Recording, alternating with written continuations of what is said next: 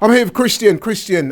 Nottingham Forest 0, Arsenal 0. Second goalless draw in a few games now. I've got to say though, and I'll be interested to hear your opinion obviously, this one feels a lot more disappointing than the Liverpool game for the reasons we said previously, that this was a golden opportunity today for Arsenal to put some distance between us and City. Psychologically, It was all there for us, but I just feel so deflated right now. You? Yeah, of course, deflated. I've got no positives today. Nothing really good to say. Created enough chances to win that game. It didn't take them at all. You know, players that didn't step up. Players that were given a chance as well. Martinelli given a chance. Madueke given a chance to prove yourself in the Premier League. You know, these are guys that get cup games, Carabao Cup, maybe some Champions League minutes here and there in games that aren't, you know, there's not much pressure on. There's massive pressure on this game today, and certain players didn't step up. And it's not just them two. Martin Odegaard, where was that guy today? Absolutely invisible. Even Declan Rice, I know he's one of the favourites and people don't like to talk about it, invisible today, not really in the game. Zubimendi, the whole midfield in that first half wasn't really in the game. You know, Elliot Anderson was the midfielder that was better in that first half. We were playing out to the wings a lot, not playing through the middle. Victor Gyökeres absolutely invisible in that first half. Again, we wasted a half of football. Yeah. How many times have we said that this season? I know at times we've been great and there's been great second halves and great games here and there. But how many times have we said we wasted that half? That whole first half wasted. The game plan. So what do you put it down to? Because before the game we'd spoken about the team, and by and large we were pretty much happy, with a few exceptions here and there. A few of us, me and you, were saying we would like to have seen Saka start. I would have started Saka and Trossard. Right. You know, don't get me wrong. I like Madueke. I like what he does on the pitch. I think he's good at taking on his man. He's good, a good dribbler. But in terms of end product, in terms of being clinical, he's not it. He's not it at all. Neither is Martinelli. I like Martinelli. I think he's a good player. But in terms of what we need, a killer, a champion, a winner, he's not it. And we saw that again today. That chance in the first half when it comes to you on your left foot, how you are missing the target. Not even Martinelli, who plays for the team that is top of the Premier League. If any player in the Premier League misses that chance, it's not good enough. Yeah. If a Wolves player misses that chance, it's not good enough. Even go to the Championship, League 1, League 2, it's not good enough at all. Yeah. The standards today weren't up to it at all. And I know people will blame Arteta. Cool, if you want to blame Arteta, if you want to talk about the manager, I'm not blaming Arteta today. But to me, this is on the players. Yeah. We created enough chances to win that game, to bury that game. And we didn't at all. And again, drop points. I was disappointed after Liverpool, but I understood it a little bit more because Liverpool were on a 9-10 game unbeaten run. They've got a good defence. They're the former champion, or current champion, should I say. I was disappointed, but I understood it. Yeah. This I don't understand. Like I say, there was zero positives. A massive chance to go 9 points clear that we've bottled again. You know, if we beat Liverpool and Forest today, it could be 11 and we could be talking about one hand on the title. Yeah. Instead, we're talking about 7. Villa are playing tomorrow, could go 4. Then City play before us next week against Wolves. They could go 4 on us. Then we've got to play United at home. And I watched United today. And they were good against City. They could have won that game 4-5-0. They have 3 offside goals and still won 2-0. The pressure's on now, and we've done it to ourselves. I noticed you used the B word in there, bottle it, and you're not the first person to have used that word today. Are you worried about that, or do you think maybe the team are a little bit jaded after the efforts against Chelsea during the week? Do you think it's the pressure got to them a bit today, or what? Well, I think we're letting ourselves down in all the games, right? If you look at that Chelsea game, at 3-1, we have chances to go and kill it.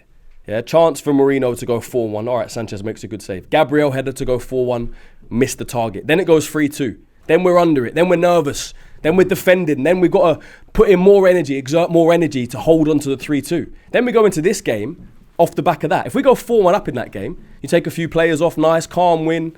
You win it by 3 goals. You can say, oh, cool, we're cruising through to the final. Instead, we're under pressure at the end of that game, which then you take that energy into this. Does that make sense? Yeah. That fine margin of if you kill that game, the energy you come into this game with is different. But we don't kill that game off. Whatever happens this morning, all our fans are all buzzing, saying a chance to go 9 points clear. But this team doesn't have the mentality.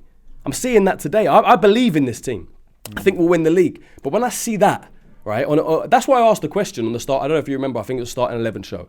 I said to you guys, does this put more pressure, does City dropping points put more pressure on this team, or does it take the pressure off? And I think a lot of people say it takes the pressure off, it makes it easier because they can blow.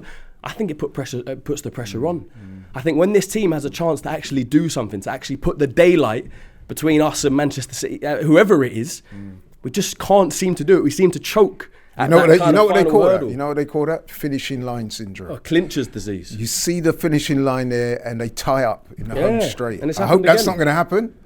but there is a term for that, and I hope that's not going to apply to us. But yeah, it was so disappointing. So, as you said, so many players off form. Got to ask you, I spoke to Lee about this, and he was quite fervent. There was an incident right at the end, a possible penalty for Arsenal. For me, it was a bit of a 50-50, but I'm seeing online where certainly all the Arsenal fans think it was a Stonewall penalty. What's your view on it? Was it ball to hand, or did it just hit his shoulder and roll down onto his hand, or how do you see that? He's definitely moved his hand. You can see the ball's going out for a corner. He's moved his hand, almost his chest, to try and stop it. I think it's almost rolled down onto his arm. I don't know.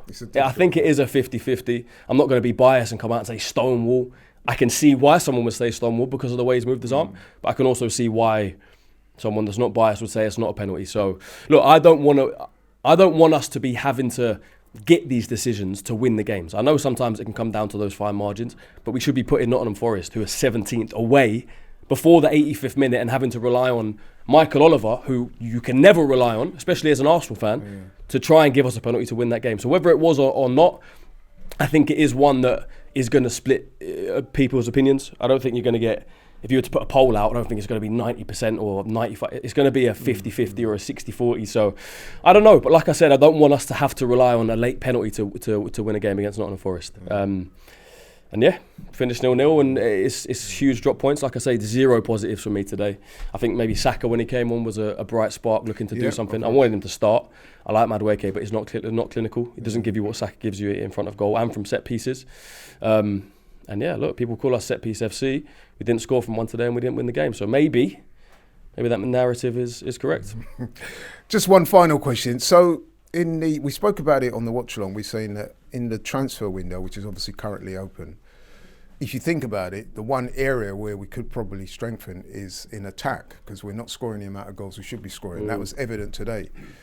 Is there anyone out there that you would like to see also go for, or do you think that we could do with bringing in a player? I would love to see us. Some goals. I would love to see us be ruthless and just go and sign a top quality player. I don't know who it is. I think Semenyo was the obvious one. I think left wing we still lack quality. Trossard's been good this season, probably our best attacker, but there's still an upgrade available. Semenyo would have been that.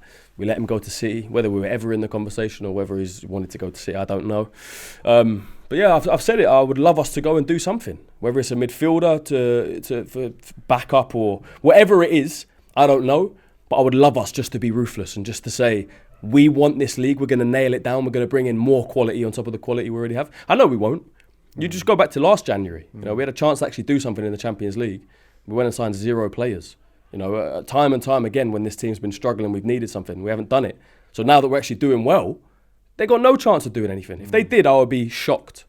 Listen, following football costs enough money already, so don't let your mobile bill mug you off. Rocket Mobile gives you unlimited everything for £16 a month. No nonsense. Powered by Vodafone and Free, plus exclusive content and prizes when you switch on over. Scan the QR code or click the link and put that cash back into football.